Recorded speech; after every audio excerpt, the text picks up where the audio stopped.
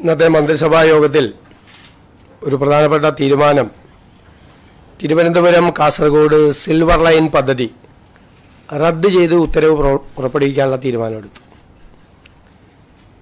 പ്രസ്തുത പദ്ധതിക്കായി ഭൂമി ഏറ്റെടുക്കുന്നതുമായി ബന്ധപ്പെട്ട് പുറപ്പെടുവിച്ചിട്ടുള്ള എല്ലാ വിജ്ഞാപനങ്ങളും റദ്ദ് ചെയ്യാൻ തീരുമാനിച്ചു. ഡീനോട്ടിഫിക്കേഷൻ. കാരണം ഈ പദ്ധതി നടക്കുന്നുമില്ല, പദ്ധതി ഉപേക്ഷിക്കുകയും ചെയ്തു.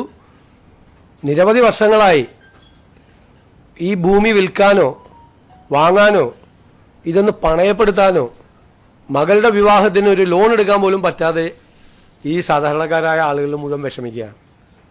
അതുകൊണ്ടാണ് ഏതായാലും പദ്ധതി ഉപേക്ഷിച്ചതുകൊണ്ട് ആ പദ്ധതി കേന്ദ്ര ഗവൺമെൻറ്റും അംഗീകാരം തന്നില്ല. ഞങ്ങളതിനെ എതിർത്ത് സിൽവർ ലൈൻ എതിർത്ത് ഞങ്ങൾ സമരം ചെയ്തതാണ്.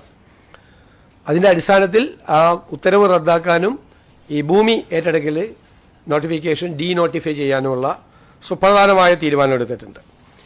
സിൽവർ ലൈൻ സമരവുമായി ബന്ധപ്പെട്ട വിവിധ കോടതികളിലും പോലീസ് സ്റ്റേഷനുകളിലും ഒക്കെ നിലനിൽക്കുന്ന കേസുകൾ അത് ആഭ്യന്തര വകുപ്പ് അത് പരിശോധിച്ച് ആ കേസുകൾ പിൻവലിക്കാൻ വേണ്ടിയിട്ടുള്ള കേസുകളുടെ സ്വഭാവം അനുസരിച്ച് അത് പിൻവലിക്കാൻ വേണ്ടിയിട്ടുള്ള ശുപാർശകൾ കോടതിയാണ് അത് അനുമതി നൽകേണ്ടത്.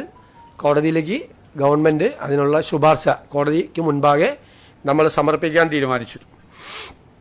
പിന്നെ പദ്ധതിക്ക് വേണ്ടി സ്ഥാപിച്ചിട്ടുള്ള മഞ്ഞക്കുറ്റികൾ അത് നീക്കം ചെയ്യുന്നതിന്